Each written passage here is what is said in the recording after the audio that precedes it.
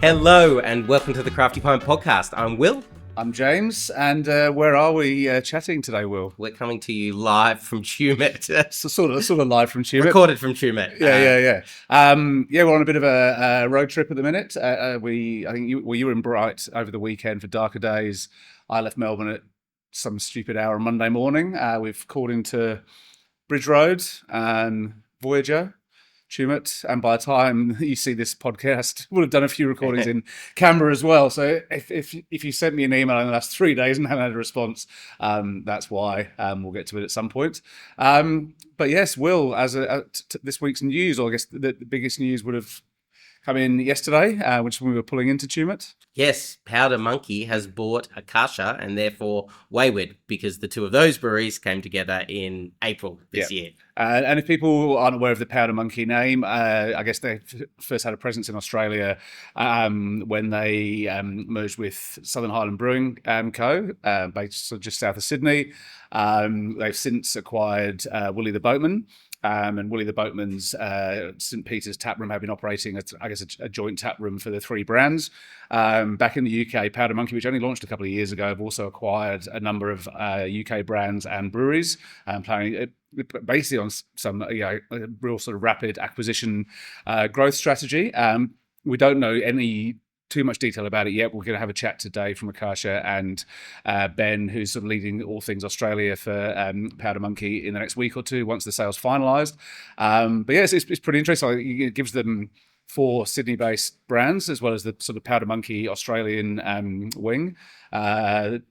It seems they're going to move brewing operations to Akasha. So we'll see what that means for staff across the businesses as well. But yeah, it's certainly one of the more intriguing developments, I would say. Yeah, it would be interesting to know more. The sale's kind of just been agreed to, so we have to wait until it's done before we can talk to the teams. But I think it was the shortest media release we've ever released yesterday. Yeah. Yes, absolutely. But yeah, it's an interesting play because of, I guess, the concentration of New South Wales breweries and what their plan is and where we'll all go as well. Yeah. And talking of concentration of New South Wales breweries, we also updated our Marrickville Crafty Crawl this week, and now that Brackett's moved from Alexandra, was it Alexandra, I think, into Marrickville. So there's now 10 breweries in Marrickville as part of our crawl, and we'll link to that in the show notes as well. We'll keep this pretty short because we do have to hit the road in a moment, so apologies for that. Yeah. But yeah, we are travelling. So on straight to today's guest, Evan Craney, who is the chair of the Independent Brewers Association, and he's been with Bright Brewery since 2019. He's now the National Business Development and Brand Manager. Mm-hmm. He's given himself a very fancy title there, Evan. That's a very Evan thing to do, I reckon. Former indie. Was it Young Gun of the Year when it was the awards were held on the Gold Coast. I think we sponsored it that year, so I had to present him with his trophy as well. But he's got a long career sort of in sales, both in retail and out on the road for breweries as well. And then he's really sort of stepped up at Bright, and you sat down with him for a chat Monday morning. So so straight after Dark Days, which is a brilliant festival, and once again was a really great pleasure to be there. It's a lovely combination of dark beers and music and cold weather. Yeah, you didn't quite make it through to the headliners this year, did you? You said it got a bit chilly. I had to go somewhere and warm up. I'm a gentle city boy now, having grown up in the country. But yeah, it was really good to talk to Evan about what the IBA's focus is, I guess, post-election and where their priorities are. But then in the second half of the chat, we dive into his story selling beer and also what Bright's been doing. Obviously, they took over a pub in Melbourne early in the year, and they've been on a pretty significant growth trajectory for the last half decade, really. Yeah. Good stuff. So yes, that'll be coming up after the break. In the middle of that chat, we'll also reveal the latest winner of our Bluestone Yeast Brewery of the Month. If you'd like to nominate your favourite brewery for a bit of recognition and a zinc booster pack from Bluestone Yeast, then please do jump online at craftypint.com/bluestone. And before we get to Evan, I guess we... Well, first, a quick reminder to do the Crafty Pint the podcast survey, which is out at the moment. It will take I'm the worst self-publicist going. I always forget about our business itself. But yeah. Yeah, it will take you mere moments of your time and provide me with a lifetime of joy. So get that in now. And if you enjoyed the podcast, another way to let us know is to like, subscribe, and leave us a review. Cheers. Cheers.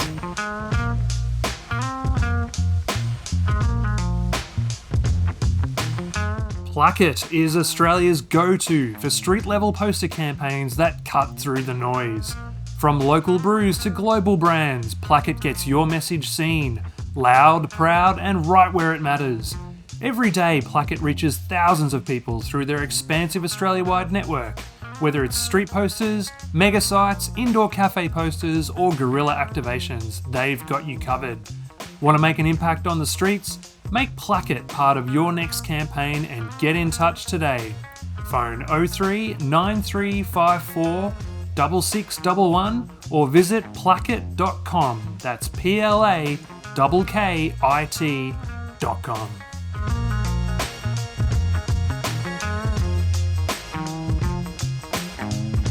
Evan, welcome to the Crafty Point podcast. Thanks for having me. Thank you for joining me in Bright. What a wonderful town. I know. Well, I mean, thanks for coming here. It's a short trip, I'm sure. Yes. Now, before we get into the brewery itself, I wanted to pick your brains about all things IBA. We're post an election. How do things look at the moment for the Independent Brewers Association? So I was having this conversation actually with a member on Saturday night, and forgive my slightly croaky voice. Will joined us for a music festival this weekend, and I am still paying the penalty for singing my heart out to a childhood band. So I was having this conversation with someone here on Saturday as a member, and I was saying that we're definitely in a position now, I think, that is the best footing we've had for quite some time.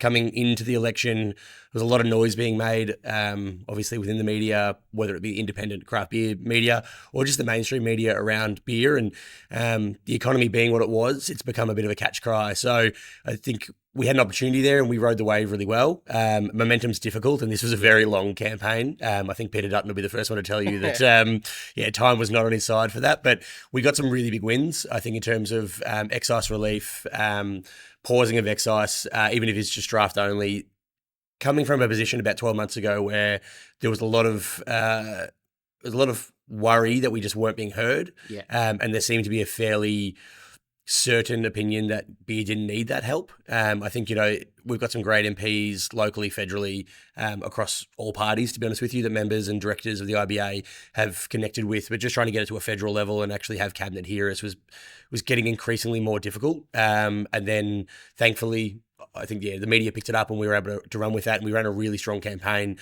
got some really good wins in it. Will we like more? Of course. I don't think anyone's going to sit here and listen to it and not think that we could be in a better position. In saying that, the Labor government have been given a pretty solid mandate to govern. As I was again saying to this member on Saturday night, tax reform is not sexy. Nobody wants to go to an election with tax reform. Whilst I think beer in of itself has got a better narrative to tell people we're going to reform it to make it cheaper, it's also a difficult premise, I think, to sell. So threading the needle is pretty difficult in saying that the Labor government and the Albanese government seem to be a lot more aware of the situation. I think the lobbying we've done have really put us in stead. It's hard to quantify from an association side of things, but if you were to sort of compare us to the wine industry, the IBA is still young. The industry is still young in a lot of ways in comparisons to wine or spirits even in this country. So trying to get ourselves to that next level is really what we've worked on. I think we're a voice in the room.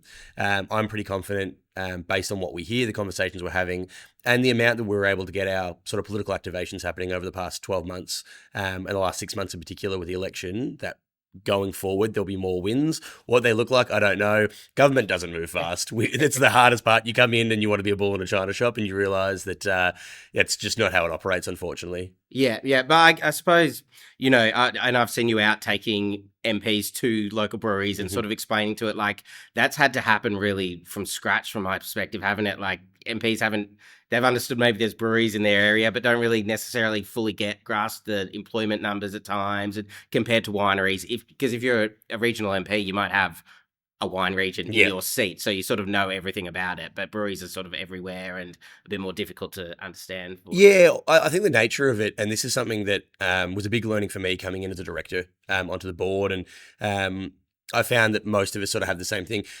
For anyone within the industry, you at times can forget how much you live and breathe it. So the issues are so prevalent to you because it's essentially what you're discussing. And we are a small industry, so we're a tight industry. So I think in saying that, our conversations tend to be quite insular. And then when you step out of that and you have a conversation with a federal MP or a state MP, they're not hearing that because they've got a million other things going on. It's not the world they live in. And that was one of those things that when I first, from my own experience, started to engage with MPs on both a Victorian state level and then a federal level where I could, it was really quickly apparent to me that there was a misconception of where we were, what was going on, the size of the industry, but also the support of the industry. Politicians are politicians, and I do think there's some amazing ones out there. So I don't want to sort of go on that you can't trust the politician thing. But to be honest with you, when you have a conversation with them, you see the look in their eyes and you explain the difficulties, it does seem like they actually have a rationalization and go, oh, I didn't know any of this. And that became, as the economy had shifted and where we were as an industry association, some of the things that we were capable of doing. And we were sort of looking at, where we are currently, what our members need the most from us. We felt like going more political, not necessarily tying ourselves to a party, but in saying that, we need to make this noise was much more of a focus for us. That's really what it's been. It's about getting out there. It's about explaining it. And that's something that I've talked to a lot of members about is you just need to get out, you need to have the conversation because there's a massive misconception. And I mean, we've battled misconception, I think, a lot, and Crafty Pint would know this in market since, James started in terms of what craft beer is, what indie beer is, what's mainstream beer pretending to be indie beer. But these are conversations we have. Then you take that out and then, talking to a federal MP and explaining to them the level of employment, what's the annual GDP basically that we're bringing in? Like what is the financial benefit to the country for beer? And then when you start throwing these numbers out and we get quantifiable data and we actually have numbers to provide, because again, it's a young industry. These are only more recent things that we've been able to get access to or had the support to find. Then you start to turn that wheel a little bit faster. But wine, as I said before, it's had so long to establish itself and it's done a really good job of working together. I think in my time in beer, it's a startup industry. So what ends up happening is you have owners start businesses. They're usually a brewer as well. Trying to get them to become a politically motivated person is a really difficult job, right? And then trying to have them connect to other breweries and create a bit of a campaign to go out and say, let's make some change. It's just not feasible. And that's where the IBA's importance, I think, comes in, because that's realistically what we're meant to do. We're meant to take what needs to be said, that these small businesses themselves just don't have the capacity. And obviously we ask our members to get involved, and there's a level of reliance we have. And I've been on many things in the past year just shouting that there's power in numbers, and that's the truth and the facts. The more of us that speak and the more we can engage, the higher we'll get, or the more we're going to be listened to. So yeah. I mean, it does seem like a challenge at the moment. Yet obviously the IBA are losing members, whether it's because breweries are closing, losing finances because production size is down, so the members are giving less money, or people are deciding they just can't afford it. They can't afford a membership. But it kind of seems like the more that do that, you sort of get quieter and quieter in a way, don't you? And you kind of wonder if those breweries are necessarily shouting as much as they could. It's tricky, and it's not lost on the IBA, the directors or the exec team, that the members are struggling, and obviously that's really what we've focused on in terms of why we've changed some of our thinking and maybe our workflow. It's sort of twofold. It's how much resourcing we have, but then it's also what's bang for buck, what do members need to see. And honestly, it's a pretty difficult remit in some days, and we've got massive differences between members. You've got members that are brewing a very small amount and they're really focusing on local distribution or just their tap room, to breweries that are, doing tens of millions of litres, and they are focusing on trying to be a challenger brand in a market that, is pretty unfair a lot of the time, or all the time, really. So, it's not lost on us the difficulties, and seeing members go is always a shame. And, we have a lot of ways that we try and help and support. But at the end of the day, if you're cutting costs because you need to, that's just business, and we understand that. We hope that we can provide services for you anyway, and that we can be helpful, and that you'll come back when times are better. And obviously, we've gone through an economic downturn, record VAs, but also the volumes aren't what they were during COVID. So you've got a lot of breweries that have grown, and as part of our membership structure, it's, the more you brew, essentially the more you pay. So it's trying to support the littler ones. The bigger guys really help fund the little ones, because we charge a lot less for the less that you brew. But as they start to drop down in volume because the market's not there as much anymore, obviously that has an impact on us. So it's hard, and we never want to see anyone go. And obviously every dollar out of our pocket is a dollar we don't have to spend. And and we have an exec team. We have 3 amazing staff, an incredible CEO in Kylie, who honestly, I don't think there's been a second of the last couple of years she hasn't worked. It's just, the insanity and the level that she runs at, I don't think people could ever really understand. But then everyone else within the IBA, we're all donating our time, essentially. There's nothing that comes from this from a financial position. So this is directors in particular. For us, we're doing this because we love it. We want to see it going forward. And I know for myself, this has been, for me, a way that I want to try and give back to the industry that's been really good to me, and it's allowed me to, have a living and support a family. We hope times get better. I think times are getting better. It's been a rough couple of years for sure, but we're hoping we're on the other side of that hill at some point this year, I guess. Yeah, and one of the thorniest seems to be that, it's going up to a $500,000 excise limit. A lot of breweries seem to be like, well, can't that just keep going up with inflation, and that's fine? Is that fair to say that there is a bit of a divide at the moment with those smaller breweries? Who are like, we're just happy to say below excise compared to maybe someone of bright size? It's really tricky, and that goes right back to sort of that thread in the needle where you've got disparity between members. And I don't. It's unique to the taxation system that we have in place in this country that's there. So obviously we understand the smaller members that are, excise doesn't seem to be the battle they're having. I guess what we say to them is, you don't want to be in a position that, if you can get there, if business is being successful, that you're starting to make decisions that don't allow you to go past that, because financially it's irresponsible. At the end of the day, we want economic growth. We want to be able to support an industry, and the more beer we can make, the more beer we can sell, the better we're going to be for it. But yeah, it's really tricky because you've got members that they're living different values, they have different preferences. Beer is a very interesting little category in terms of what everyone makes. I work for Bright Brewery, we're more commercial in sort of that core range, and then we have a pretty beefy limited release range. But we make beer that we think are practical decisions to go to market because we are past excise. We have a big production facility we have to pay off. There are limitations to us. Going under cap wouldn't actually make sense for us anymore. But then I also understand that there are breweries within the region in the Northeast that are making really high quality specialty product that probably isn't going to have mass market appeal. Excise probably isn't an issue for them because they're happy to run on a smaller volume. And it's great because it allows us to have all of this interesting product in beer, and allows us to be such an individual category. But to try and balance the scales between what both need, the IBA will always be in that position.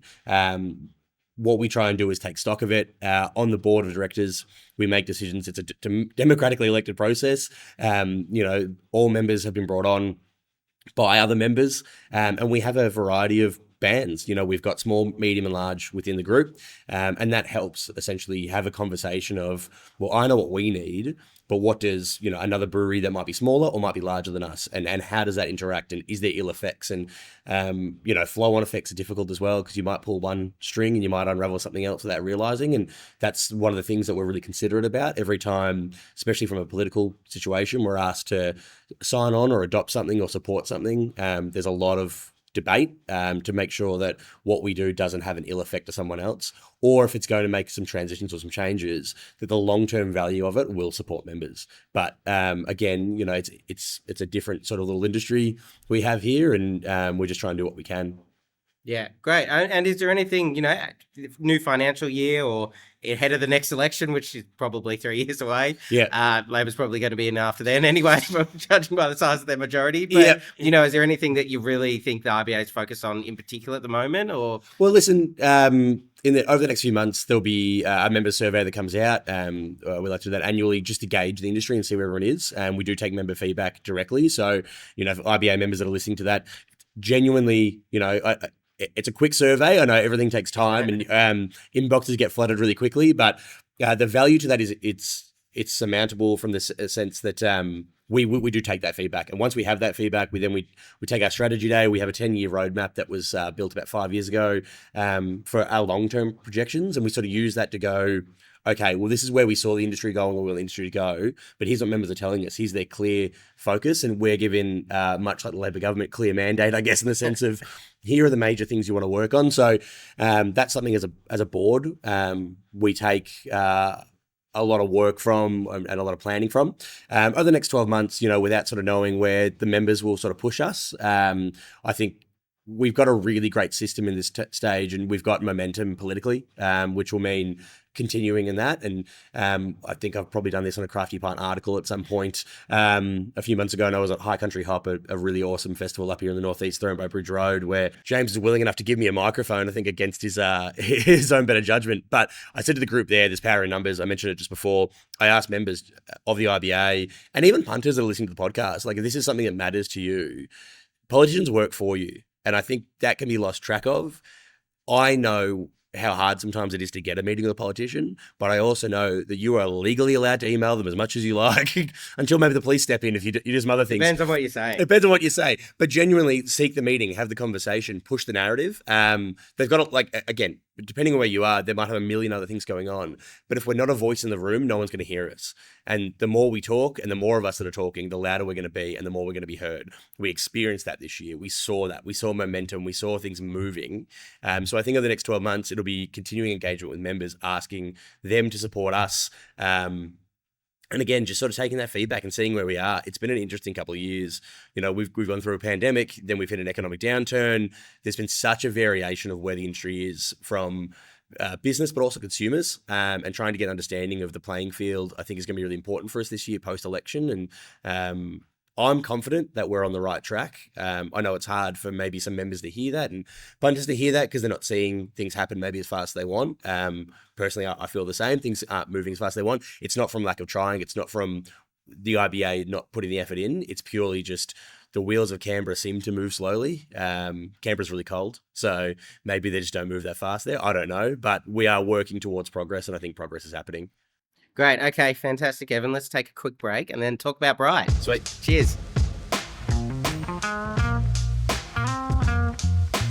Hello, welcome to another Bluestone Yeast Brewery of the Month. Will, you have a sort of honourable mention to start with from WA, I believe. Yes, straight out of WA. This person wanted to nominate Freestyle Brewing for their quality in the range of styles that just get better and better. And even though they're a super small brewery, and this person also wanted to particularly shout out Neck Minute Double Hazy, which was an amazing beer. Very down with the kids act. That kind of name, isn't it? Well, style, name, everything. They've got it. Yeah, Freestyle. I've only tried a couple of their beers over the years, but they right from the off, they're pushing to that hazy IPA, hazy sort of space, and clearly kicking goals. So yes, congratulations to the team at Freestyle Brewing. But Will, who's our winner of the Brewery of the Month title for June? So Rachel wanted to shout out a little unknown brewery called Young Henry's. Oh, okay.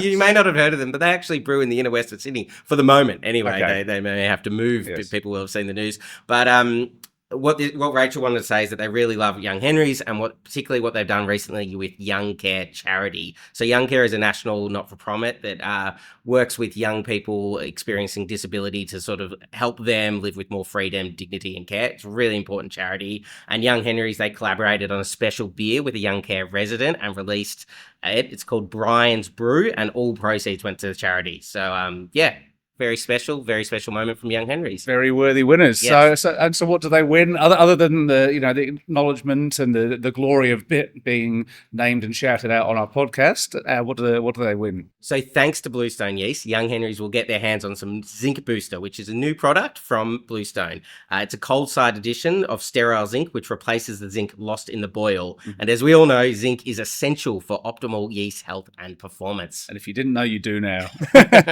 No, that's great. Thanks for the nomination there. Yeah, we're always looking for more nominations, especially celebrating great sort of projects like this one. So jump online at craftypint.com/bluestone, and we're back with another winner in a month's time.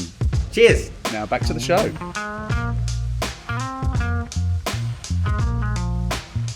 Welcome back, Evan. Tell me about Bright Brewery. First of all, I'd like to know a little bit about your relationship with them. You've been here 6 years. Yeah. How long were you repping before that?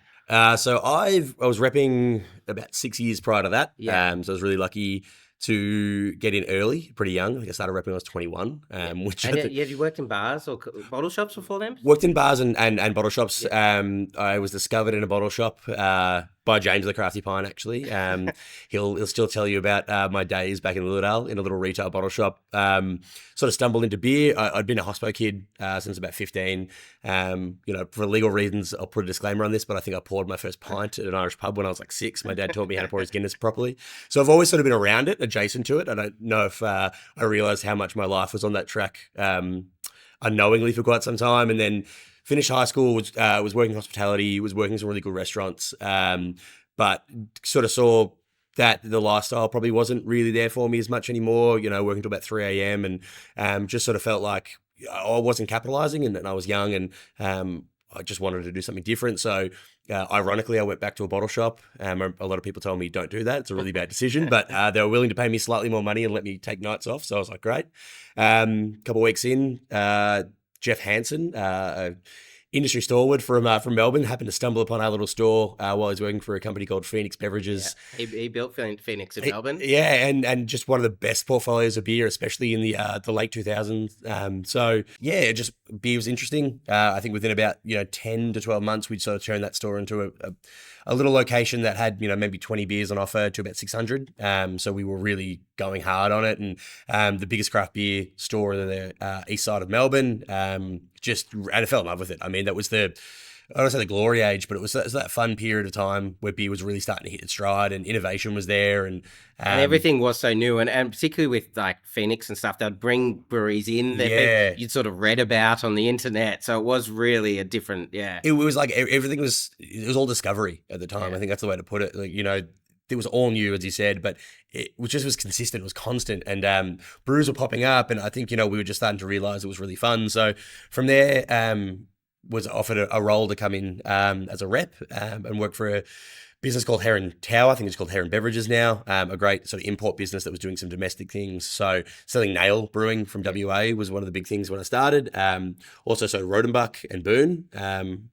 I remember selling Rodenbach in 2013 and people were like, what is this? I think someone once said, this is stomach bile in a can. And then I'll shout out to the Bens at Carwyn Cellars because I think they were the first ones to buy a pallet off me in 2014. And they probably just took all the rest of the country supply as well. To be honest with you, the tide turned and then all of a sudden I think, sour beer became the cool thing. And so I kind of got to ride a really interesting bit of momentum selling a really old brand in a new market that was so distinctly different. And then from there, sort of obviously grew back in the domestic scene, was able to join up with some startup and some established breweries on the road in Melbourne. And then in 2019, I had a little sabbatical, sort of, done a fair few years on the road, was sort of wondering where I'd go next. And a role for Bright popped up and just sort of knew straight away. I was like, that's what I want. And pressured my boss, who ended up employing me pretty heavily via email to get an interview. There was just something about this place I'd visited before. I don't know why, but I felt that real alienation to it. And I fought really hard for it. And then sort of the rest is history, I guess. I joined here in April of 2019 and haven't looked back. Yeah, and, Bright was one of those breweries that probably in those early Heron days, the beers were maybe popping up a little bit and you could get Stubborn Russian had a sort of a bit of a cult following behind it. No beer festival yet, but it got there. But then it disappeared from Melbourne a little because the the brewery here got so busy, I think. Yeah. And then when you came on was after the production brewery coming in and that renewed, I guess, focus on Melbourne, right? So the room we're actually sitting in now is the original brew house. So there was a pretty small kit and essentially the venue to which we're also sitting in, the volume the beer was making was essentially just going through our own doors, which is great. It was really good for business, but that was the reason for anyone who remembers that sort of timeline and maybe some Bright beers flowing into Melbourne. There just wasn't enough volume. And obviously logistically, we're not in the easiest place to come and go from. Sort of one way in, one way out. It's a fair distance. So I think when we looked at it at the time, it just wasn't practical. In 2017, essentially the team here, saw an opportunity for wholesale. I had a really strong business in the venue side of things. The Bright brand was strong and felt like it could grow bigger. So decided to buy an old dairy in Bright, renovate it, turn it into a really nice production facility. Easily the best brewery that I've ever worked in. You can tell this one was designed by engineers and designers, not by brewers or people on a hamstring. But then I came in early 2019. Wholesale had sort of just started developing. It was still pretty new and finding its feet. And as a business that had been going at that stage for 14 or so years, the systems and processes were obviously really driven around the venue side of it and our hospitality side of things. So it was fortunate for me to come in, better part, I guess, there of decades of experience within the industry from both sides to be able to drive that. A lot changed since then. When I started 2019, we were in bottles still. Which seems crazy to me that we ever sold bottles. Just our packaging was very different, very small seasonal program, just a business that was starting to establish itself. And we did really well for that sort of first, I'd say 12 months at the beginning in terms of just growing the brand. And one of the biggest difficulties we had, I think, was being an established brand that people knew but didn't expect to buy outside of Bright. Yeah. Meant that it was difficult for us to get a bit of wholesale traction. It actually sort of worked against us, the history, because the assumption was you couldn't get it, so you didn't search for it. So it's breaking down that wall. And of course, we get to 2020 and, the world shuts down. But I've often said that was sort of like the much needed kick for us, a little bit of steroids into the system to make some changes. I think we all sort of knew we would in time in terms of change our product lineup, change our packaging, went to cans, but also just changed how we approached, I think, everything as well. And since then, we've grown every year annually in our volume and our sales, which is awesome. And I think we're in the best position we've ever been now in 2025. So, yeah. Yeah, and you went into the, couple of releases a month potentially, or at least one a month new releases, and you seem to be one of the few potentially breweries who are still doing that. You haven't really slowed down in that, even though a lot have pulled back since COVID, right? Yeah, it's funny. Like, I don't think we ever positioned ourselves as to be a prolific limited release brewery. Personally, from my side of things, I really enjoy the limited release side of things. I'm still a beer nerd at heart. So for me, I get a lot of pleasure out of it. But in saying that, I think, beer is creative and we've got a really creative team. And as much as, our head brewer, Lewis, will tell you he wants to make lager every day. He'd like to make a bunch of lagers, not the same one. I saw him yesterday and he said the only thing he wants to do is he wants to go on a lager tour of the world. Yeah, he loves a lager, which is great because it's, we're making banging ones. Our lager this year was voted best of the country, the Gabs Hunters 100. So there's my plug. We during COVID, everyone did it, right? Like that was part of it. We were really quick to pivot into cans at COVID, online, limited releases. We're trying to find ways to get the product out there. For those that don't know or did know and did see me on the road for the better part of a year, I was doing home delivery 6 or 7 days a week during lockdowns, trying to dodge curfews and doing growler fills at 4 a.m. in a cold warehouse in Mulgrave to make sure you had fresh beer that day. And that was all really just about us trying to break into the market. We felt like, limited releases would allow us to make a bit of noise, obviously flex a bit of muscle in terms of what we could do, but we had to break some perceptions, I think, of who we were. And then post that, we've just got a really nice system now. So I think at a minimum, we do about 35 releases a year that are small, or we classify as limited on top of our core range. We have a system here where it's 2 a month. We try and keep that pretty efficient. Then every month it's like 5 because someone got excited and had an idea, and then we send off for a can design and we think that's really cool. And then all of a sudden we're like, oh, okay, we've got more beer again. But it's working really well for us. It's allowed us, I think, to, again, as I said, change some perceptions of what we do and maybe find a little bit of who we are in that as well. Yeah. And where's it at now? Because you have reps in other cities as well, outside of Melbourne. So we do. We have a lot of partners, distribution partners. So that's a big thing that we've tried to do. The East Coast is obviously our major part. Australia's a big country. So at the moment, obviously, Victoria is our biggest base. And then, from there, it's sort of ACT, New South Wales is really strong for us. We've got incredible partners in Queensland. And we actually do a lot down in Tasmania too. I don't know whether or not that's a little bit, again, of the self-serving nature of being in a brewery and maybe having a bit of a passion job. But I've always been a big fan of the Tasmanian scene and the Brisbane scene, actually. The Hobart and Brisbane scenes have always been really good. And I felt that, especially maybe off the mainland, we get to Tassie, there wasn't always the focus for mainland breweries to go down there. And when I would do a sales trip down there, I always felt like there was a lot of appreciation. They loved the product, but they just weren't getting it. And as someone who now lives in regional Victoria, who doesn't always get the product, it's really fun when someone does make the effort to try and get product down. So, we've been really good. We're pseudo-national in the sense that it sort of ebbs and flows. We do send stock over to WA. My apologies to South Australia. We do struggle to sort of get things in there.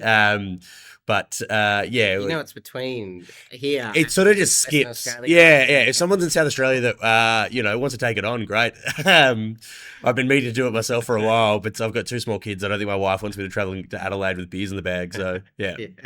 Okay, cool. And obviously, the start of the year, you took over a pub in Melbourne. Yes. PA's or Prince. Prince Alfred, yeah. I'm used to the initialism because That's how we say it. Yeah. I used to drink there at uni. But what was the thinking there? I mean, you've kind of taken over an old building and kept it with its history, Yep. but also tried to make it brightify it a little bit, I guess. Like, Yeah. why that approach? So, obviously, like every brewery, we've really been assessing the market the past couple of years and looking where our strengths are and where our opportunities are.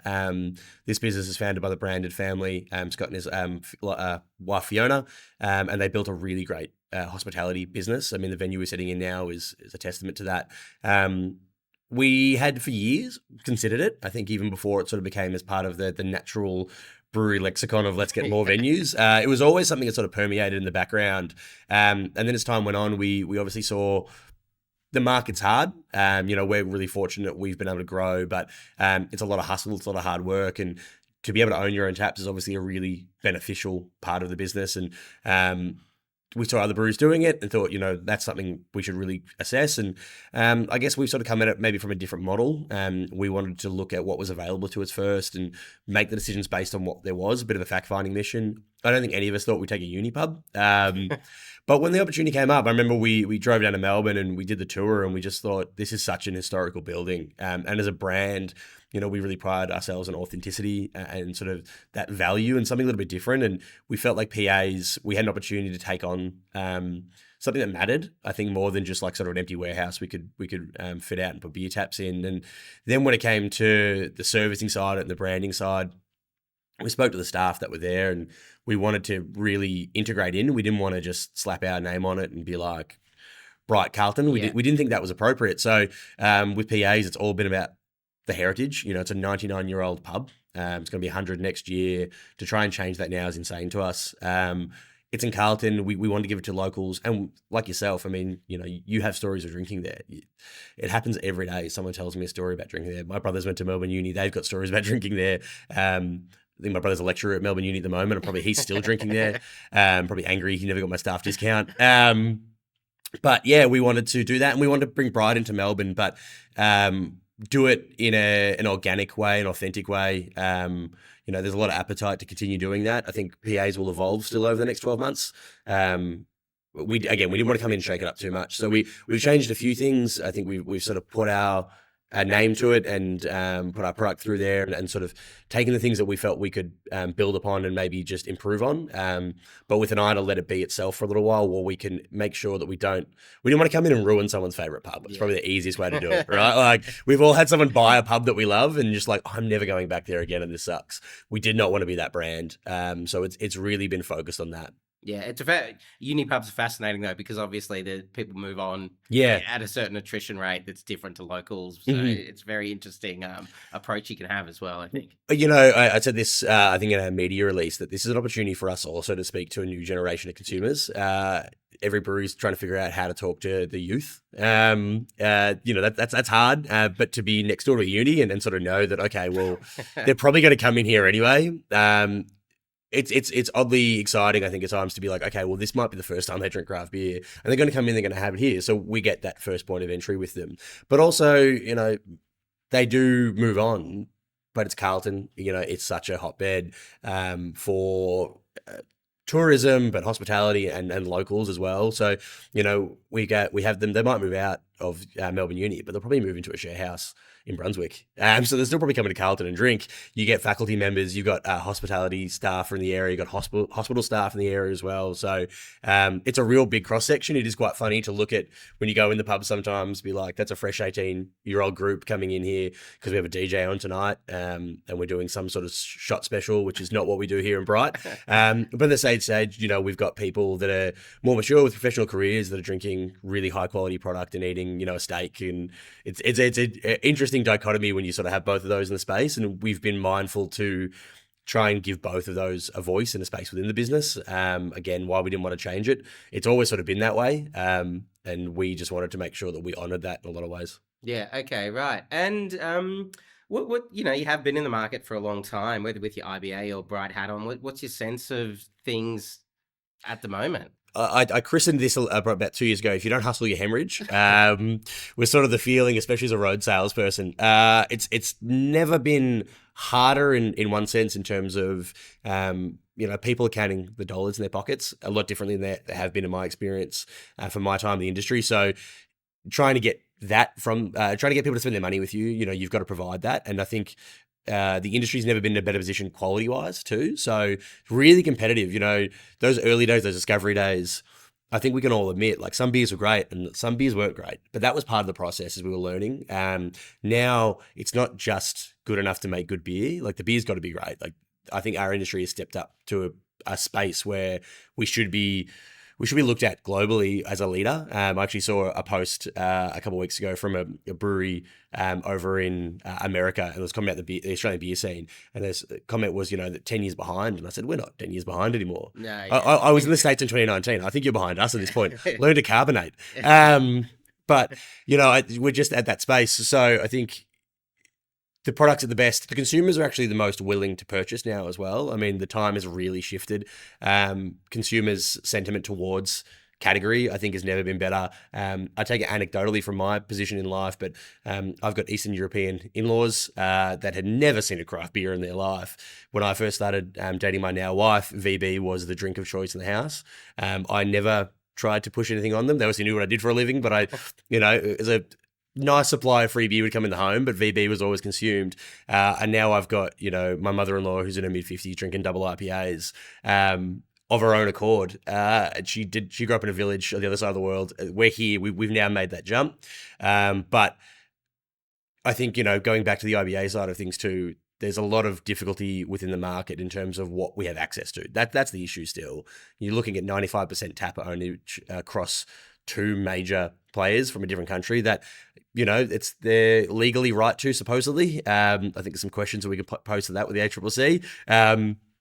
But that's really difficult for breweries to grow because the space is minimized and you've got consumers obviously being mindful of their spend. So I do think and I'm not an economist, so please do not, fix your interest rates or anything with me after this. From what we're seeing from the general vibe, and I'd probably take it more from a Victorian sense because that's really where we drive a lot of our information from as a brand.